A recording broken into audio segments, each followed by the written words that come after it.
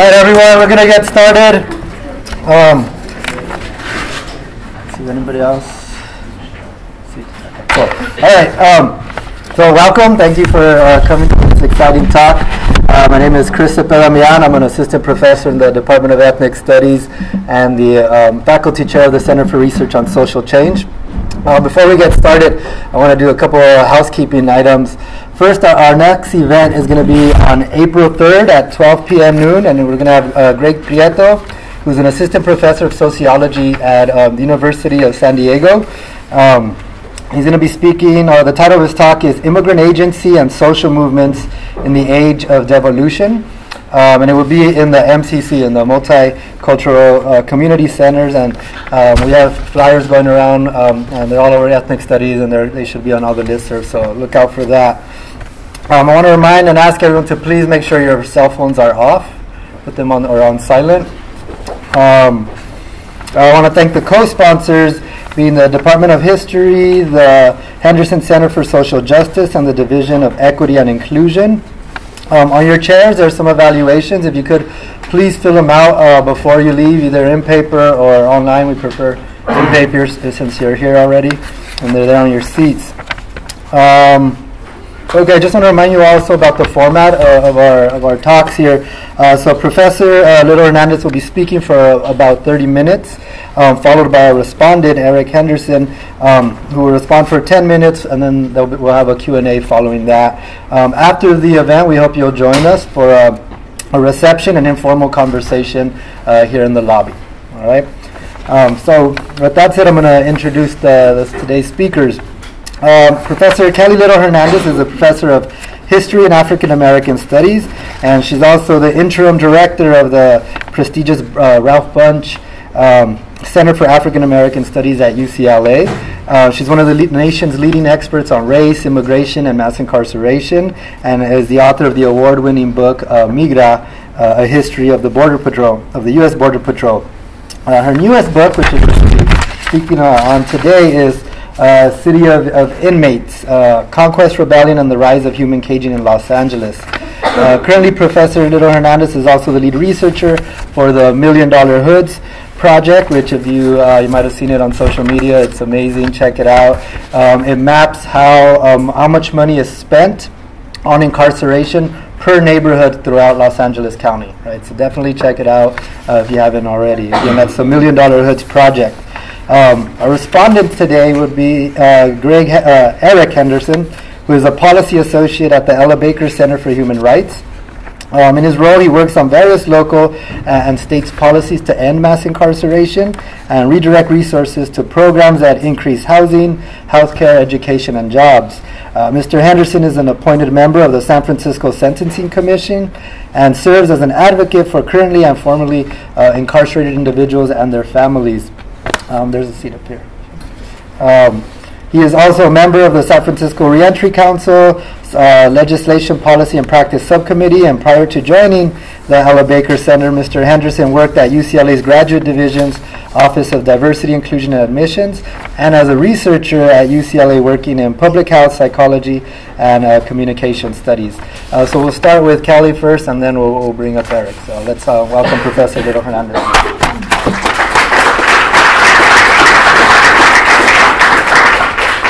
So good afternoon, everyone, and thank you for having me up here. This is a beautiful room, really, really beautiful room. Before I begin, of course, I want to thank the Ohlone peoples for caretaking this land where we meet here today for so very, very long, and I think you'll understand in a few minutes why I think that kind of work, that recognition work, is absolutely essential to all that we do when we talk about transformative research here at the Academy. I am going to speak today about my new book, City of Inmates, and that's really about the rise of mass incarceration in Los Angeles and from the perspective of Los Angeles. Now, why Los Angeles? There's a couple of reasons. I took on this project about 8 years ago when it became pretty clear that Los Angeles has the largest incarcerated population in the United States, and some research shows that Los Angeles has the largest incarcerated population in the world. Now, if that's true, Los Angeles is not just the city of angels. In fact, it's the city of inmates, the carceral capital of the world. So that's one reason why I took on the story of mass incarceration in Los Angeles and from the perspective of Los Angeles. Another reason is that Los Angeles is home to the diversity of the carceral state. We have local jails, we have state prisons, we have federal prisons, and we have immigrant detention centers.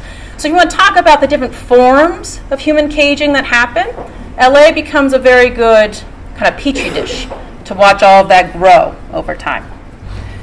A third reason that I looked at mass incarceration in and from the perspective of Los Angeles is that the communities that are over-policed and over-incarcerated all have very large populations in Los Angeles. So LA is home to the largest black population anywhere west of the Mississippi. Los Angeles is home to the largest Mexican population anywhere north of the U.S.-Mexico border. Los Angeles is home to the largest urban Indian population anywhere in the United States. And Los Angeles is home to one of the highest numbers of homeless and houseless persons. So if you want to talk about the communities that are overly incarcerated, LA is a good place to do it. Now finally, then this is really important for any historians out there, any graduate students in history. Not a one? Oh, my heart is breaking a little bit. LA is really important because it's a Western story. Now what we know about the rise of mass incarceration largely comes to us from the urban north and the American South. So a north-south, black-white divide. I'm a Western historian, and I knew that LA had its own story to tell, and it had the opportunity to open up a Western window on the rise of mass incarceration writ large in the United States. So these are just some of the reasons why I thought that telling the story about the rise of mass incarceration over the long course of history in and from Los Angeles was going to be particularly important. Okay. Now with all that importance laid out, I had to go out there and find the LA story. And that was extraordinarily difficult. The Los Angeles Police Department has destroyed the vast majority of their historical records. In 2008, they told me that only four boxes of historical materials remain. So, the institution that is most responsible for managing the system of human caging in Los Angeles has destroyed the record of its work. What am I going to do as a historian? Well, it became pretty apparent to me quickly that the people who fought the rise of incarceration in Los Angeles left an extraordinary set of records behind. I call their records the Rebel Archive. Not only did it exist and defend itself against destruction in the archive, but it's the voices of the people who fought the rise of incarceration in the city and across the American West. Now, the Rebel Archive is comprised mostly of broken locks, of secret codes, of handbills, of scribbled manifestos, and many, many love songs. And it survived police destruction by hiding in obscure boxes, but it also hides in plain sight. The Rebel Archive thunders in the United States Supreme Court rulings, and it thunders in two of the most significant uprisings to strike the North American continent during the 20th century. The 1910 Mexican Revolution, come on in, and the 1965 Watts Rebellion. So what I did is I went out and I collected up every little ash, little ember, little piece of paper, every love song that I could find to tell the story of the rise of mass incarceration in Los Angeles across 2 centuries. Now what I want to do now is give you an overview of the book, which is telling you a little bit about the 6 stories that I tell in City of Inmates. And then I want to give you the conceptual framework that I use to tie all those stories together. And then I'll take you more deeply into just one of those. And I think we can do all of that in like 30 minutes. All right? So, the first story that I tell in City of Inmates is about the birth of imprisonment in Los Angeles. And it chronicles the rise of the city's very first carceral trend. That's the imprisonment of the region's indigenous communities, today variously known as Tongva, Kish, and Gabrielino nations. Now, native imprisonment, namely on vagrancy and public drunkenness charges, dominated the story of incarceration in Los Angeles between the Spanish colonial period in the early decades of U.S. rule, largely the 1880s. By 1880, that's 3 decades into U.S. rule, Native imprisonment had declined, and a second carceral trend had emerged.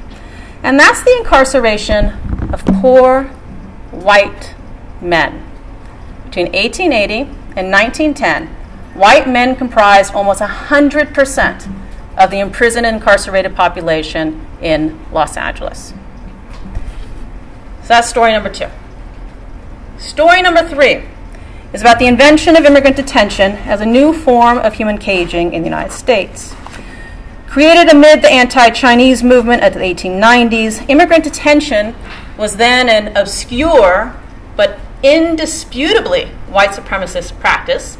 It is today probably the most thriving sector of the U.S. carceral landscape. So if I was going to understand LA, I had to understand immigrant detention. The 4th story that I tell traces how the imprisonment of Mexicans in Los Angeles and across the U.S.-Mexico borderlands first surged during the era of the 1910 Mexican Revolution. The people targeted during this period, during this chapter of incarceration, were a group of Mexican radicals known as the Magonistas. I'll come back to them in a second.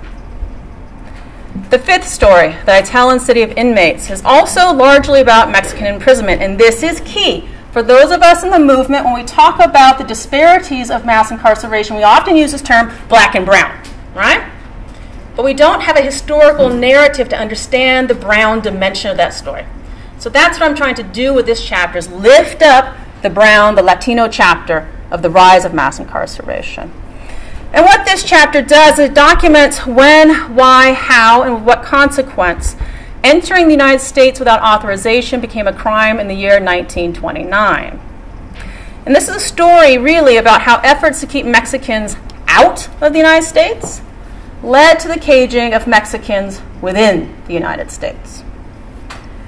Okay, now the final story that I tell in City of Inmates is a story that you cannot overlook or leave behind when you want to talk about the rise of mass incarceration. This final story documents how black incarceration in Los Angeles shot from politically irrelevant and slightly disproportionate in 1900 to stunningly disproportionate, politically dominant, and chronically lethal by the 1920s.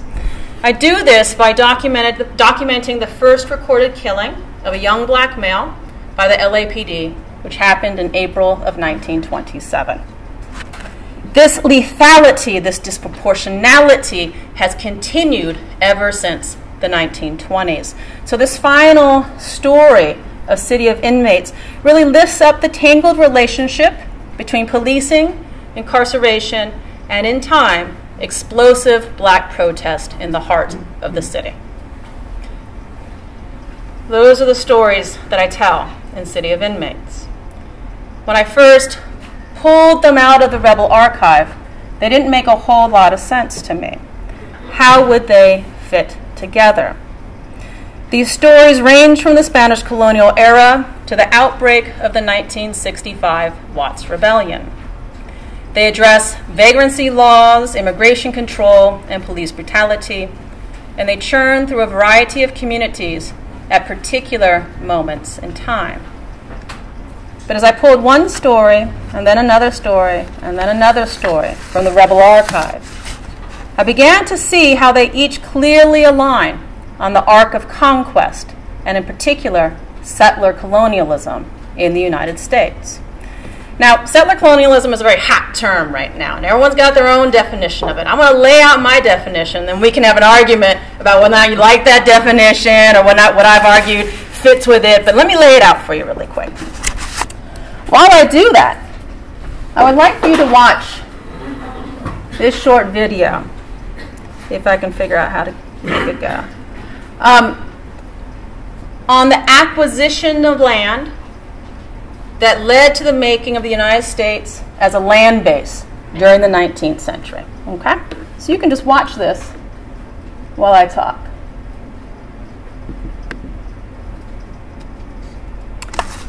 The United States is a settler state. Settler colonialism is a strain of colonization that is not organized around resource extraction or labor exploitation. Resource extraction, such as mining, and labor exploitation, such as chattel slavery, certainly and absolutely do happen within settler colonial contexts. But neither extraction nor exploitation are the principal objectives of settler colonial projects.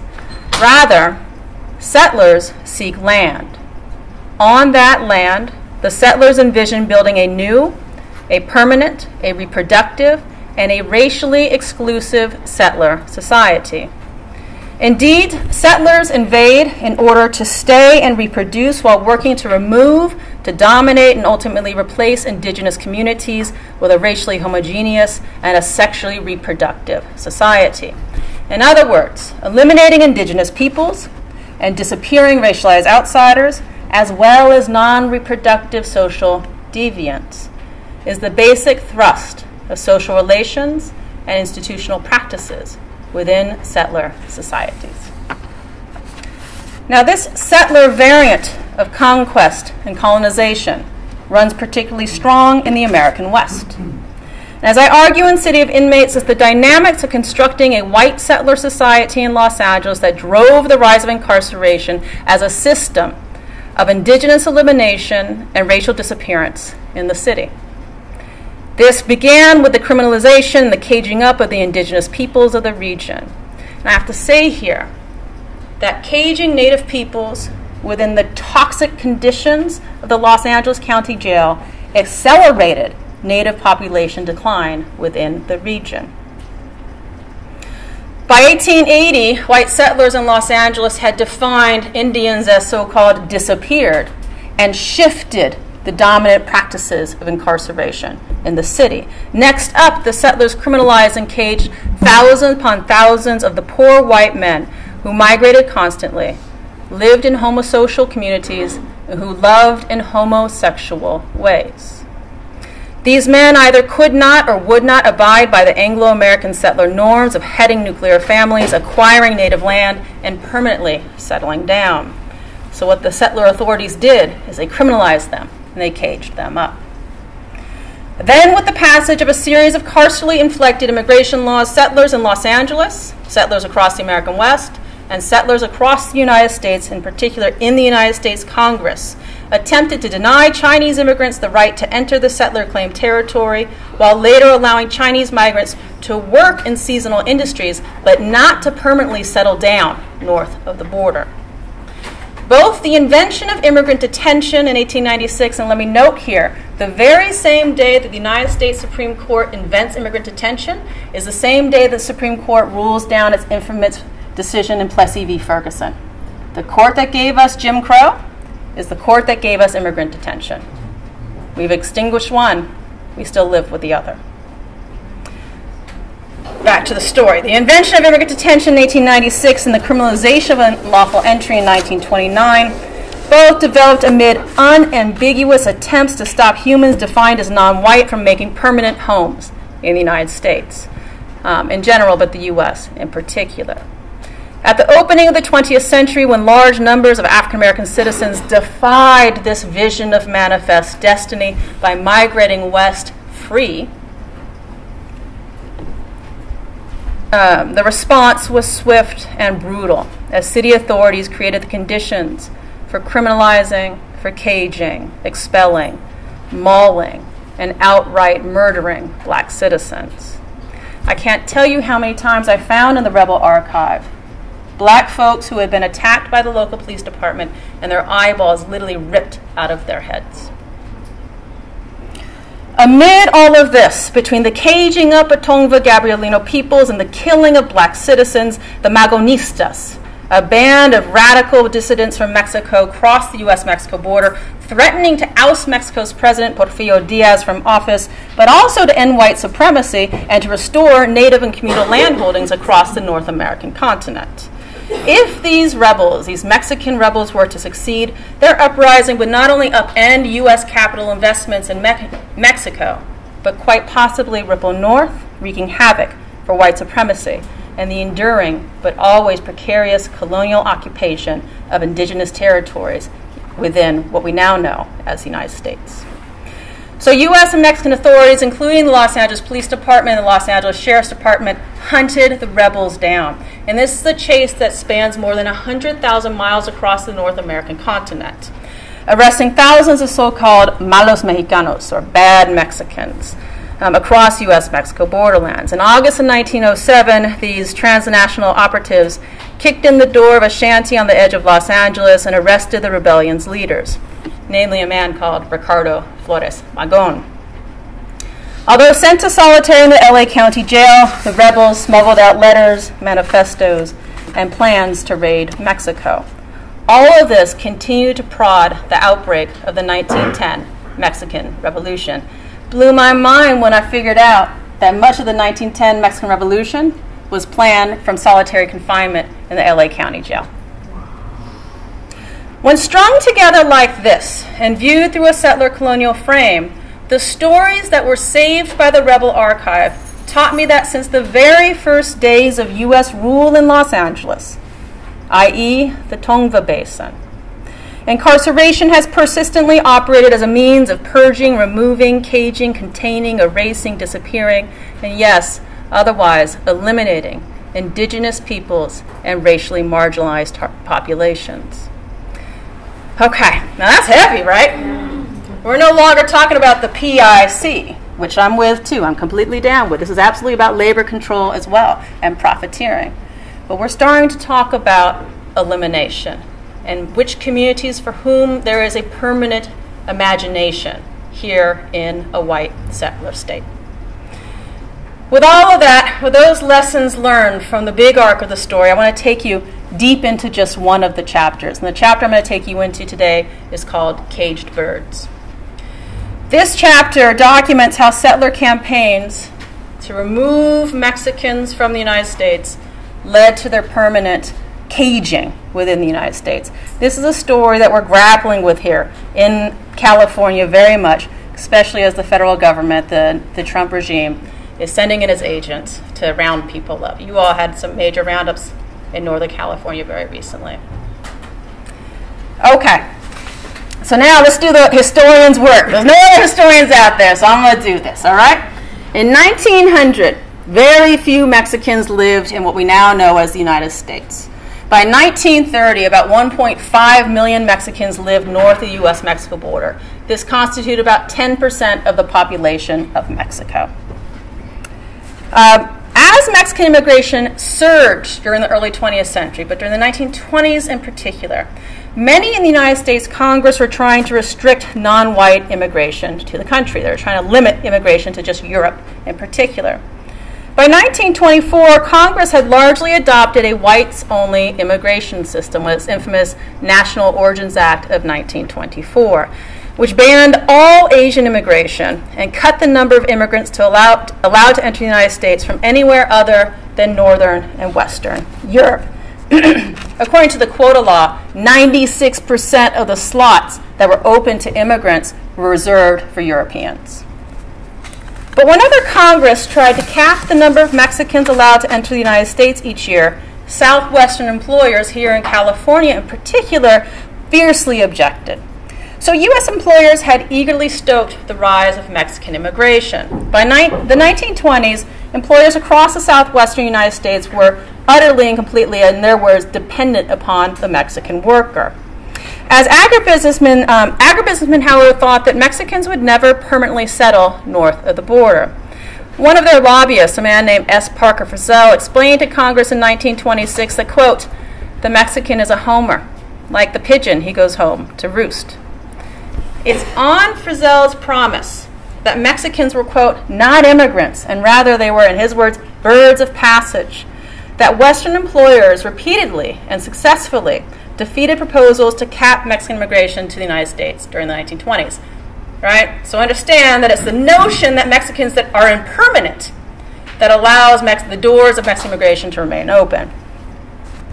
Yet by the close of the 1920s, Mexicans were settling in large numbers across the Southwest. They bought homes, they started newspapers and churches and businesses, and many started families, raising a new generation of Mexican Americans. And here are just some wonderful photos from the 1920s in the Los Angeles area of Mexican American life. My absolute favorite one is this one here.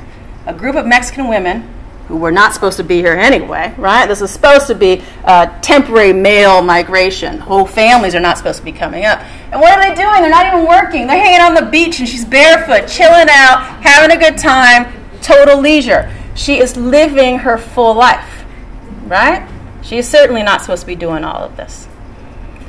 Now, monitoring this incredible threat, the rise of Mexican-American communities in southwestern states, the advocates of a whites-only immigration system charge Western employers with recklessly courting Anglo-America's doom at its southern border. Now, the Western employers agreed that Mexicans should not be allowed to become U.S. citizens, but they also wanted unfettered access to an unlimited number of Mexican workers. We need the labor. They would roar back at the nativists in Congress. Now, it's amid this escalating conflict between the nativists in Congress and the employers in the southwestern United States that a congressman from Dixie makes a compromise. Coleman Livingston Blease hailed from the hills of South Carolina. In 1925, he entered the United States Congress committed above all else to protecting white supremacy. This is a man who would go to Congress and read poems about stringing up coons and niggers. This is a man who would speak publicly, championing lynchings. Most white folks in the 1920s wouldn't publicly champion lynchings, even if they quietly approved. This man did. In 1929, as immigration restrictionists in Congress and employers in the Southwest tussled over the future of Mexican immigration to the United States, Blease proposed a way forward. Now let's understand his proposition. According to U.S. immigration officials, Mexicans made nearly 1 million lawful and authorized border crossings into the United States during the 1920s. This meant that they arrived at a port of entry, they paid an entry fee, and they took any required test, such as a literacy test or a health exam. However, as U.S. immigration authorities also reported, many other Mexican immigrants did not register for legal entry. Any ideas why they wouldn't do it during this time period? I'll give you some ideas. The ports of entry are pretty far apart. When Mexicans show up at those ports of entry, they are subject to kerosene baths because they are seen as carrying dirt and filth and disease on their bodies, so they'd be dunked in gasoline. So people would avoid the difficulty of going to a port of entry and avoid the danger of going to a port of entry and cross without permission between the ports of entry. By crossing at will, they actually just participated in a practice that both U.S. and Mexican citizens had done for a very long time. So in Congress, when debate stalled over how many Mexicans to allow in every year, Blease shifted attention to stopping the large number of Mexican border crossings that took place outside of the ports of entry. And as you see here, he suggested criminalizing unmonitored entry into the United States. We're watching the creation of a crime. According to Blease's proposal, unlawfully entering the country would be a misdemeanor, a federal misdemeanor, while unlawfully returning to the United States after deportation would be a federal felony. The idea here was to force Mexican immigrants into an authorized and monitored stream that could be turned on and turned off at will at the ports of entry. Hey, we need more Mexican workers. Turn it on right now. Let's let them come through. We don't need any more Mexican workers right now. Turn it off. They had this notion that they could control human mobility like that.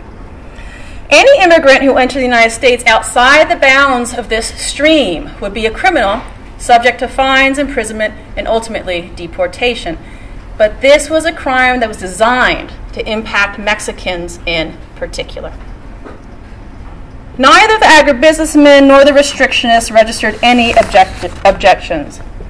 And Congress passed Blease's bill on March 4th, 1929, dramatically altering the story of race and crime and incarceration in the United States.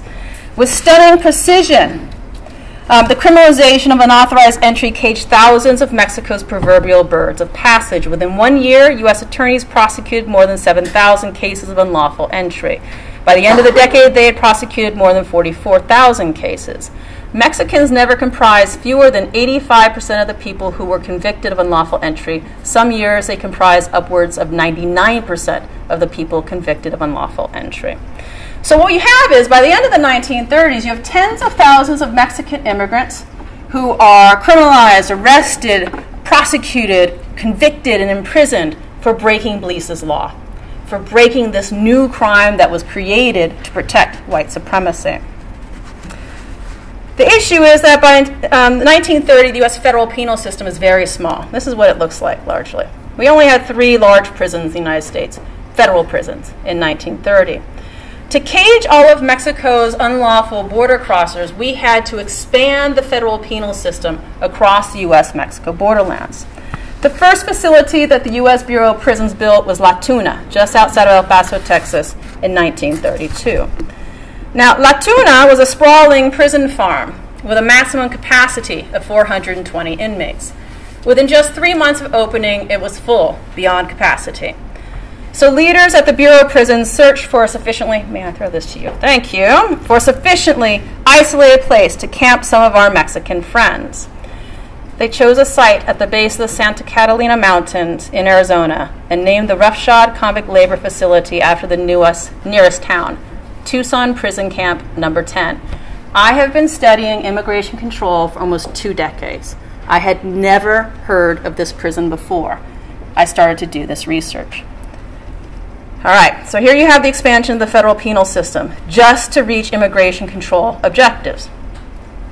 Opened in the summer of 1933, Tucson Prison Camp Number 10 was a minimum security convict labor facility where inmates built a road up, through, and across the mountains to a little town called Oracle.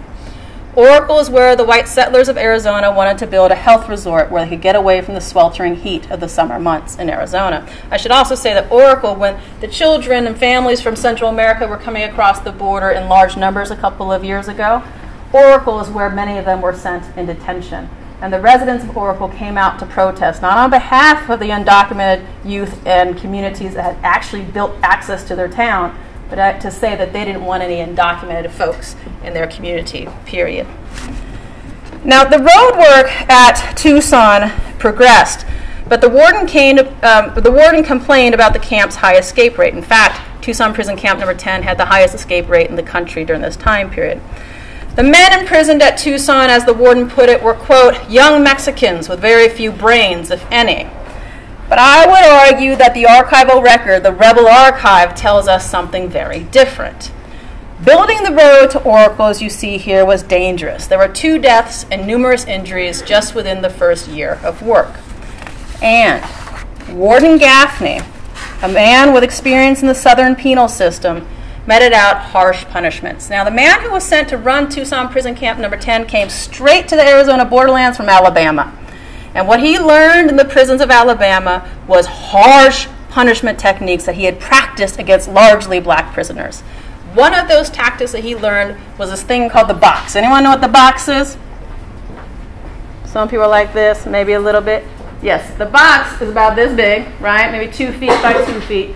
You stick somebody in it, you hold them like this for 2 days, 3 days, 2 weeks, 3 weeks, who knows how long. You urinate yourself, you defecate yourself, your body breaks because it's unable to move out of the singular position for however long they decide you're going to be in there. What Warden Gaffney did is he took that box and he reinvented it for the borderlands.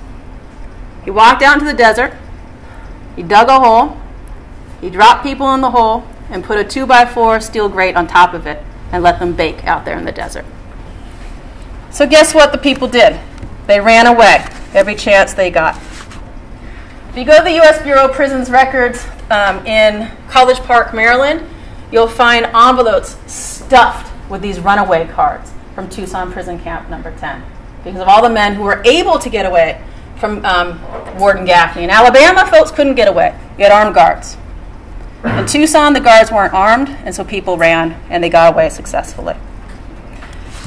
Now, despite the establishment of La Tuna and Tucson, the Federal Bureau of Prisons still faced a carceral capacity crisis in Southern California. Without any federal prison in Southern California, all immigrants charged and or convicted of unlawful entry in the region were held in the Los Angeles County Jail.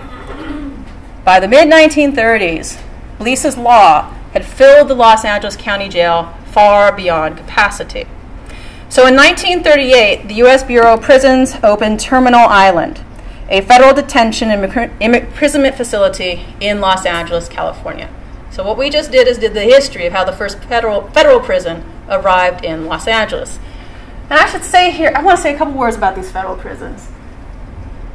All these prisons that were being built during the 1930s to cage Mexicans, during World War II, are turned into places to cage Japanese and Japanese American folks who refuse to be interned.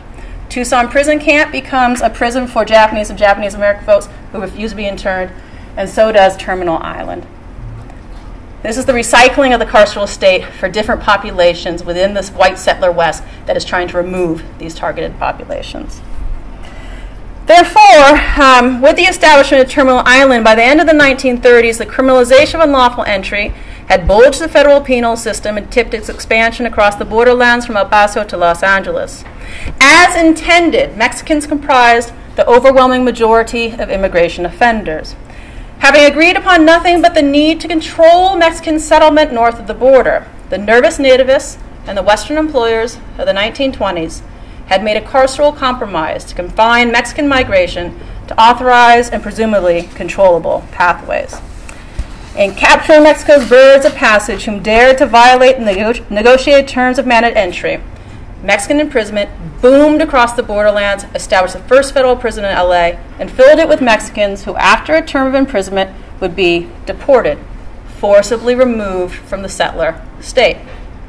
In other words, the rise of Mexican imprisonment across the borderlands during the 1930s is a story of elimination in the settler state. And I should tell you that Blease's law, almost word for word, is enforced today. Almost word for word. It's just that we have enhancements now that can ratchet up imprisonment to 20 years for breaking Blease's law. However, those who have been targeted for removal have never disappeared. The criminalized, the policed, the caged, the deported, and the kin of the killed have always fought back. With acts of survivance and survival more diverse, more resourceful, and more elusive than the settlers' variegated projects of elimination, the indigenous peoples of the Los Angeles Basin, the Tongva, Gabrielino, and Kish peoples, survived carceral elimination and much more. Race rebels, unlawful border crossers also constantly upend disappearance, as do the many queers and so-called deviants who live within the formal racial boundaries of the settler community, but who refuse to perform its social and its sexual reproduction.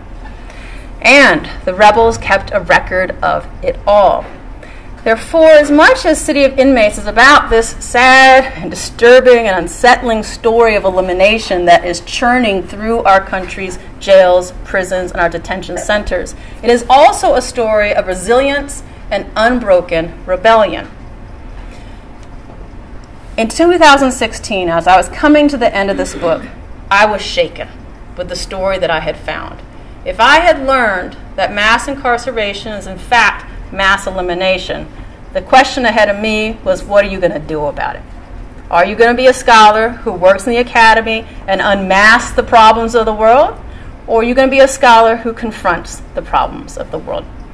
And I decided to engage. It is our duty to fight, and it is our duty to win. So, one of the things I started doing is I launched a project called $1 Million Hoods with some community partners in the Los Angeles area and with some LA students. $1 Million Hoods is a university-based but a community-driven research project. What we do is we map how much is spent on incarceration per neighborhood in Los Angeles. In some neighborhoods, local authorities are spending more than $1 million per year locking up local residents. We call those $1 Million Hoods.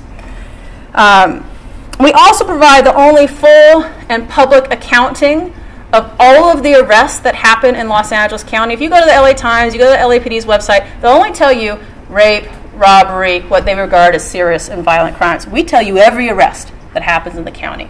And when you do that, what you learn is that the two leading charges of arrest across all of the $1 Million Hoods is DUI and possession of drugs. So with this website, working with our community partners, what folks are doing, and we'll hear more about it in a second, is arguing for justice reinvestment. We want money taken out of policing and incarceration and put into the services that build stronger families and communities. Counseling, mental health services, education, employment, the list goes on and on. But in addition to the maps, we also work with our partners to produce rapid response research reports. To date, our reports have documented that the arrest of homeless persons is on the rise in LA, showing that at this moment in time, 1 out of every 5 arrests in Los Angeles is of a homeless person. The leading charge, LAPD will tell you, is robbery or something like that. Failure to appear in court. Poverty crimes are driving the policing of our homeless and houseless, landless population. Our reports have also unmasked how the money bail system is asset stripping black and brown communities, documenting that nearly $20 billion in money bail has been levied against Los Angeles residents within the last 5 years. I'm going to say that again, because when we crunched the numbers and found it, it knocked us out of our seats. $20 billion has been demanded from residents of Los Angeles to secure their constitutional right to freedom prior to conviction. The vast majority of people, 70% of the people who are levied this money bail, cannot afford it, and so they do not pay it. They end up paying their time in the county jail. Among those who have been able to pay, they've shoveled out $200 million in the last 5 years. Latinos paid $92 million in non-refundable bail bond deposits. African Americans paid $40 million in non-refundable bail bond deposits. So largely, because of the work of the Ella Baker Center, we know that it is women, grandmothers, sisters who are doing those payments. That is money that is coming out of the hands of black women and Latinas for resources that need to go to housing, to food, and to our children's well-being and education. Our reports have also shown that before recreational cannabis was legalized this year, black residents of South Central Los Angeles lost millions of dollars in money bail and years of life to racially disparate cannabis enforcement. Now I want to say, oh, hold on, I didn't show you one thing. This is my beautiful $1 Million Hoods team based at UCLA. The majority of the students on our team are formerly incarcerated, members of the Underground Scholars Initiative. Who here is USI? We got USI folks here in the house today. We are system-impacted folks who are ripping law enforcement data, cleaning it, analyzing it, mapping it, and then generating new tools to defend our communities. We also have an oral history division now that is collecting up testimonies about life, love, and labor amid the rise of mass incarceration. So alongside our maps and our reports, these testimonies are, in the words of historian Nell Urban Painter, providing for a fully loaded cost accounting of mass incarceration. Not just how much it's cost our communities fiscally, but the soul murder that's been happening as well. But $1 Million Hoods, like City of Inmates, is only possible because of the love, the study, and the struggle of community organizers like Eric Henderson, who is here with us today. Across time and across tactic and across community, organizers like Eric have fought incarceration, and they have forced the keeping of a record of it all.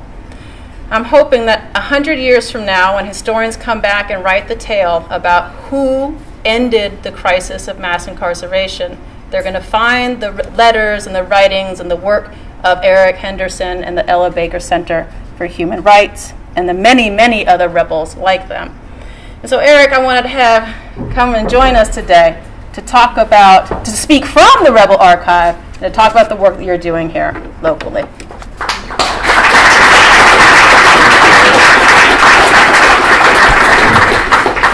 Hi everyone, my name is Eric Henderson. I work for the Ella Baker Center for Human Rights. We're based in Oakland. Shout out to the Underground Scholars. Also, I'm really admire the work of Danny and Steven, who started here on your campus, and it spread to other campuses like UCLA, which was my alma mater. I just want to talk a little bit about the connections that I heard about Professor Hernandez's work in LA County and here in Alameda County, because there are a lot of similarities. First, Santa Rita Jail, which is the jail for Alameda County, is the 3rd largest jail in the state, 5th largest jail in the nation. It cost $172 million to build it in 1989. And just imagine what that money could do if we put it into community-based resources that would offer more jobs, more housing, more healthcare, education as well, right? Because we're all benefiting from being students at elite institutions, and imagine what everybody could do if they had the same access as we do. I also want to say there's ongoing incarceration of poor folks. We see this every day. We're criminalizing homelessness. We're criminalizing quality of life crimes, so sitting, lying, standing in public spaces. And something that Professor Hernandez mentioned that I really want to point out to you all is that there still is an ongoing lack of information about Latino folks in the criminal justice system. In California, Latino folks in the court management system are coded as white. So we can't separate white folks and Latinx folks from the court data. So we actually have unreliable statistics about how affected brown folks are by the criminal justice system. Not the same quality of data that we have for black folks. So I just want to talk a little bit about the Ella Baker Center. First, Ella Baker was an unsung hero of the civil rights movement. She was a brilliant black shero, as we call her.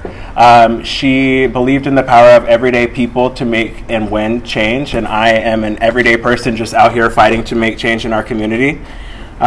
We build with black, brown, and low-income folks to take money away from policing and prison and put it into community-based resources. So we operate under a frame of truth and reinvestment, which means we want to tell the truth about the harmful effects of policing and prisons on our community, especially black, brown, indigenous communities, and reinvest that money into opportunities that make us safe and healthy, because locking people up doesn't make everybody safe. Putting more money into the police and having more police on your block doesn't make everyone feel safe. So we work at the city level, the county level, the state level, and also the national level doing our work. We mainly focus on policy advocacy and organizing. One of the reports that Professor Hernandez mentioned earlier is the Who Pays report, the true cost of incarceration. From that report, we really found that the overwhelming burden of the criminal justice system not only falls on the person who is incarcerated, but their family members, most often women, who are left behind to support their family, to pay the bail, and take care of the family. The folks who are usually incarcerated are the primary breadwinner for their family, so it's driving people. Incarceration leads to poverty, poverty leads to incarceration, so it's a cyclical system. Also, the fines and fees, there's crazy fines and fees that are assessed for being incarcerated here in our country, and they will follow you forever. Most counties, Alameda County and San Francisco County included, pay more to collect on these fees than they actually receive from the fees for probation, for court costs, for DNA testing, for all of these other fees that they assess on you when you're convicted of a crime. We are really known for our policy work at the Ella Baker Center. We had one bill signed into law last year, which was SB 180, which was authored by Senator Mitchell. It repealed the 3-year enhancement for drug crimes. So if you committed a crime involving drugs, you were given a new term plus assessed a 3-year term on top of that. A lot of people inside of the jails and in prisons were serving more on these enhancements than they actually had on their base term. In 2016, we had 3 bills signed into law that we were really proud about. One of them specifically with Youth Justice Coalition in LA County was significantly limiting the use of juvenile solitary confinement. This year, we are one of the 9 co-sponsors on SB 10, which is bail reform. We know from all of the county jails here in California, over 50% of the people are inside of the jail are eligible to go home, but they cannot because they have the inability to pay the bail. And most of the folks that we know that are inside of the county jails are poor folks, low-income folks, and being assessed $350,000 bail for stealing $7 and a little bottle of cologne is essentially giving somebody no bail because they have no opportunity to pay that.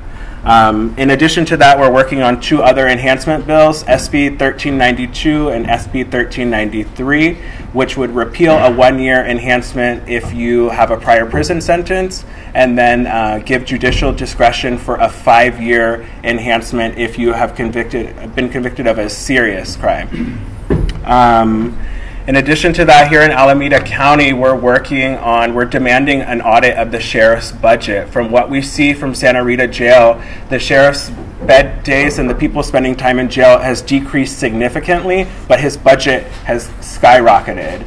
He has the ability to close 2 of the units at Santa Rita Jail, but he's not. He's leasing them out to the federal system, and he's also leasing it out to other counties who need to house folks, and they don't have capacity in their beds. For instance, one of my friends' father-in-law was arrested last week in Santa Clara County and is being housed in Santa Rita facing federal charges. And, you know, we shouldn't be leasing out beds to other facilities. We should be prioritizing putting that money, the money that we're spending exorbitant amounts of money for upstream techniques to prevent people from going into the system in order to close these jails and really support folks in their community.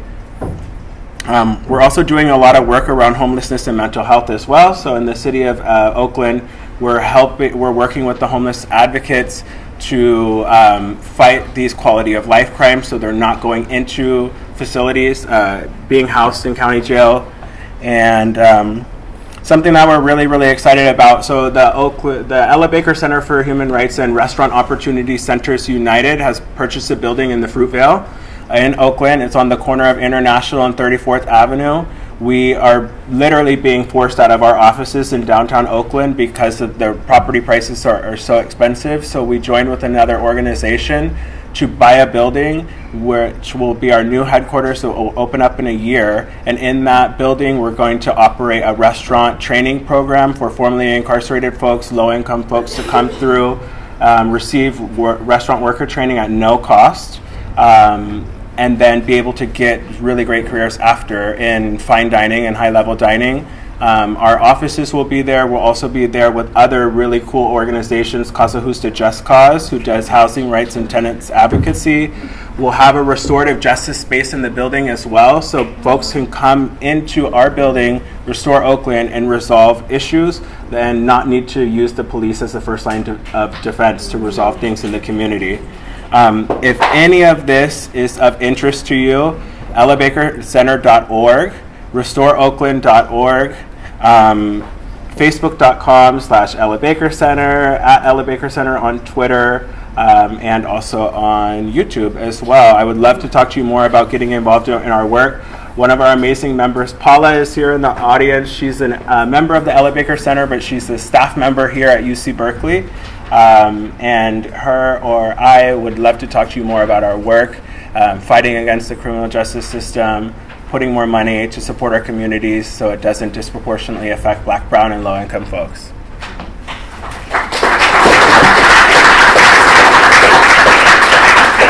Stay together. So I think the idea is, would you like to take a few questions, or? Yeah. Yeah, absolutely. We'll do that together. Sure. Okay. What are folks thinking out there? Oh, right in the front. Yeah. I have 2 very small questions. But training formerly incarcerated people, will you also be finding them jobs? Yep, there's a portion of that program. So Restaurant Opportunity Centers United, ROC United, is going to be the one that's operating the restaurant and the worker training program. And there is a component to that program that will help match folks up with jobs as well. Very good. And how does the Glass House tapes fit into the work you were doing? I don't know what those, what is that? Louis Tackwood's revelations about the LAPD in the early 70s. Oh, I don't know. You didn't get to that. Yeah, I didn't get to that. Okay. Booking in 65, sorry. Well, you'll have to tell me about it. I'd love to hear more about it. Yeah. Anyone in the back, just so I can... Okay, in the back, and then we'll come back up front. So, a lot of times, the prison industrial complex is framed and kind of worked out in spaces that are framed as sort of, this is a black issue. The immigration issues are framed as like, this is a brown issue. And as activists and folks who've been in that work, that's like the biggest border to tear down sometimes, because it silos, it feels like divide and conquer. And this book feels like a breath of fresh air that has like a destroyed that border and really seen it as the state just making our folks disappear. So it's super powerful. I just want to say that I hope to be the kind of academic you are one day. And I want to ask you, what else can we do? How can we keep doing that work to tear down that border? That even here at UC Berkeley, right, you study AFRAM on that side of campus, and you study Chicano studies on this side of it. So these borders are just everywhere, and then they flutter out and make the issues really hard to connect. I mean, they're doing the work, right? Sharing space together, making sure we're crossing paths with one another on the daily. I think you just summarized, in many ways, the principal point of this book was, I'm from the border. I'm an African-American woman who grew up on the border. So, we were talking about this at lunch today, seeing what's happening to brown folks resonated for me because that was what was happening to black kids through the war on drugs. The immigration regime and the war on drugs was impacting us in similar ways, but we were calling it different things. I wanted to write that story about how we were all being impacted by this carceral regime. And City of Inmates is sort of like the 20-year culmination of that exploration. I'm writing a piece right now that sort of lifts the veil between those two, that shortens some of the stuff in the book to talk about immigration and criminal justice as part of the same carceral regime. So let's stay in conversation. What else? I think that, exactly what you said, just bringing it up, we need to apply an intersectional lens to all of the work that we do. Often when we talk about undocumented folks, we leave out the African undocumented folks as well. So just lifting up the experience of those folks as well when we're talking about dreamers, undocumented folks, documented folks. Supporting organizations like BAJI, Black Alliance for Just Immigration. They're really trying to close this divide that you're talking about between immigration and criminal justice system and folks that we don't see as being a part of that. And talking to these professors and administration, getting these departments right next to each other on campus, Yeah. Black immigrants have the highest rates of deportation. The majority of deportees are Latino, Mexican, and Central American. But the highest rates of deportation, those are black immigrants. So this is a black issue, absolutely. Okay, let's come back to the front, brother here, and then we'll go. Yeah. Yes, I really appreciate your academic initiatives and work. I just want to say real quickly, in case people don't know about it, there's a coffee shop in the sort of greater Fruitvale area, Austin Water Coffee, at 27th and Fruitvale, and they've been in the international news lately because they will not allow police into their coffee shop. So please go patronize Austin Water Coffee, 27th and Fruitvale. I just wanted to ask you, a lot of us might make casual assumptions about ongoing racism and all that sort of stuff, but is there perhaps, can you fit Trump and the new right-wing nationalism into an historical pattern that many of us may not be aware of, as opposed to, this is just, more white backlash? Oh, this isn't backlash. Trump is a settler with a comb over. That's all that's going on right now. Absolutely. When he talks about making America great again, he's talking about 1896 in particular. And it was very clear he's going to start that project with immigrants because he has the most executive authority over them, right, over that realm of governance. When we talk about settler colonialism, one of the really important things, I think I probably left it out today, is to acknowledge that the conquest is not over. It is ongoing. We are living in the days of conquest. Get your head around that. This is an occupied territory, and I don't mean that in a metaphor. I mean, we literally are having a meeting in an occupied territory. When we sit with that for a minute, and we understand that the civil rights movement moved us light years ahead. It did a lot for us. I would never go back. It did not end the occupation, right? We haven't even begun to grapple with that issue. So this isn't a backlash. This is the settler state at work. And to really sort of put these pieces of the puzzle together, it's hard to understand that until you do that. Now, the next piece of it is we talk about immigration regime, we talk about the criminal justice system, we've got to talk about what's happening to Native folks. Native folks have the same rate of police killings or officer-involved shootings and killings as young black men. We never talk about it. We cannot use the excuse of what I often hear, small numbers, to not acknowledge the extraordinary significance of the kill rate that's happening with indigenous peoples. So that and more, right? But we've got to bring, not just talking about black and brown, and you did it today beautifully, This isn't about a crisis of black and brown, for black and brown folks. It's black, brown, native, it's poor, it's landless, it's houseless. We've got to be capacious in how we think about this. So thank you for that question. Who did you see next? Yeah, show of hands, how many know that California state law requires every county to teach how to use courts, including how to use courts to sue the government? I'll think that is 0. How many know that the use of courts is free to the lower, about the lower half income of California? And your webpage doesn't mention this. Why are you contributing to disempowerment? No, I think that's a really great example, and I think that's something that we can definitely add to our website. We are not a legal service provider at the Ella Baker Center, but we definitely direct people into the direction of folks who are able to provide legal services, so that's definitely something that we can let them know. No lawyers are allowed in small claims. Anybody know that? The Carceral regime is certainly complicated, right? Yeah. So, and we all have a lot of work to do on many, many fronts. Okay, I think I saw in the back actually first, and then I see you right here. I'm curious about the $1 million hoods, whether or not there's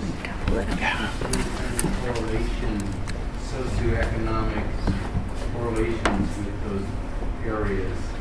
It was impossible to tell from your graphic where those were. Like, is Berkeley a $1 million hood? Well, right now the project is only in Los Angeles, so I couldn't tell you that. Let's see if I actually have internet here. Okay, I don't. So if you go to our website, it's open access, milliondollarhoods.org. You can see the communities that light up in red in the Los Angeles County region. We are now expanding to Kern County and Imperial County as well. Yes, $1 Million Hoods map over majority black communities, or the blacker the community, the more money is spent on incarceration in particular. That's where the disparities are greatest. So South Central Los Angeles and the sites of where black displacement is happening, or black folks are being displaced to. In the LA area, it's Lancaster and Palmdale, or the desert regions around the city. Those are where you're going to see those hot points, those flash points of local incarceration. And I just don't know. You probably know the local thing better than I do. That's true. Oakland, definitely Oakland, East Oakland, Fruitvale, Coliseum, anywhere there's black folks. Yeah. You know. In fact, that isn't what I was going to say, but the Alameda County Public Health Department several years ago did mapping of all of Oakland and looked at poverty, incarceration rates, education, and school, and they have all those interlapping, and you can really see it's just a vivid intersectionality of all those issues. But the two things, thank you so much. There's two things I want to raise in terms of like right now, things people that can do if you want to do something like that's really easy and quick.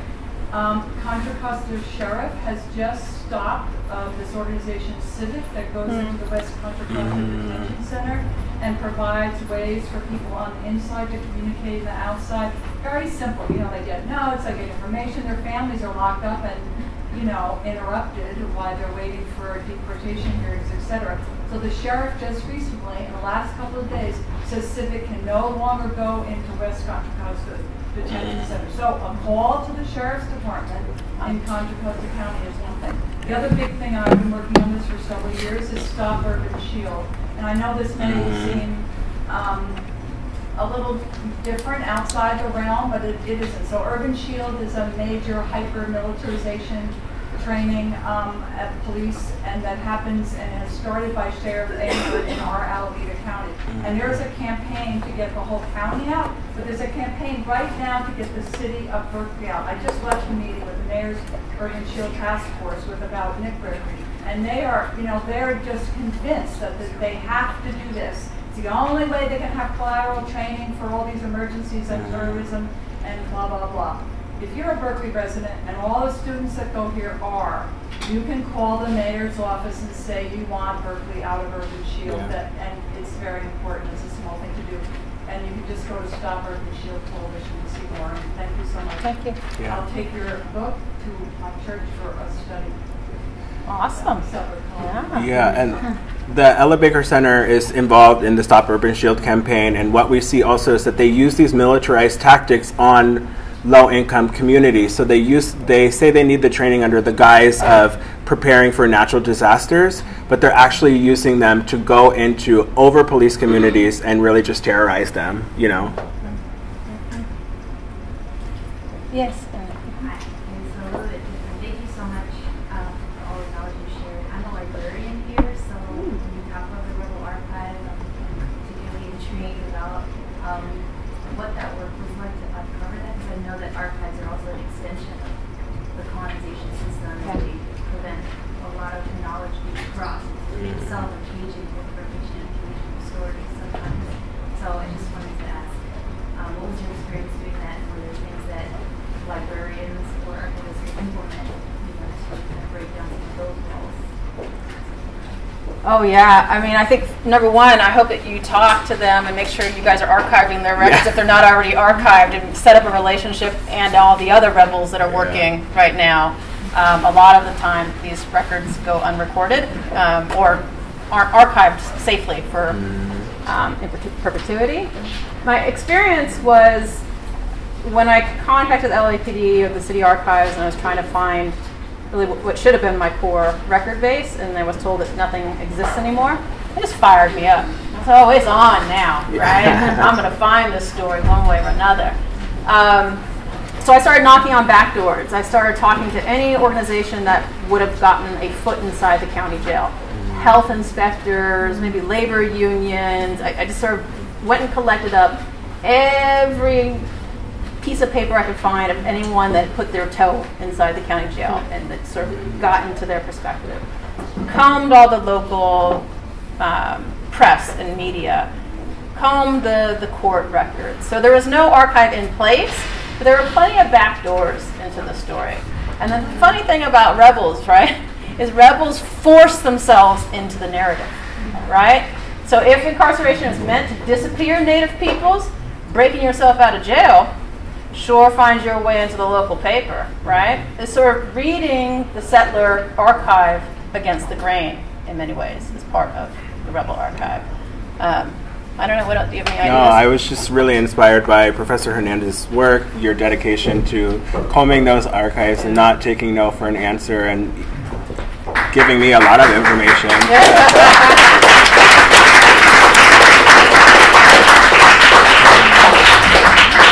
Thank you all for coming, and let's give a round of applause to Professor Hernandez. That was great. I actually saw a video of you. A video of you walking down Olvera, and you know, talking about the chain gangs and how they built Sunset. And, like, you know, that was wild. I didn't even know that either. Yeah, so. yeah. That's one of the stories that I found right in that book. Yeah. Hi, how are you? Hi. Let me tell you very quickly the story of the book. Louis Tackwood was a black guy who was into drugs, got arrested by LAPD, and they said, hey, rather than go in, why don't you infiltrate the left and give us reports?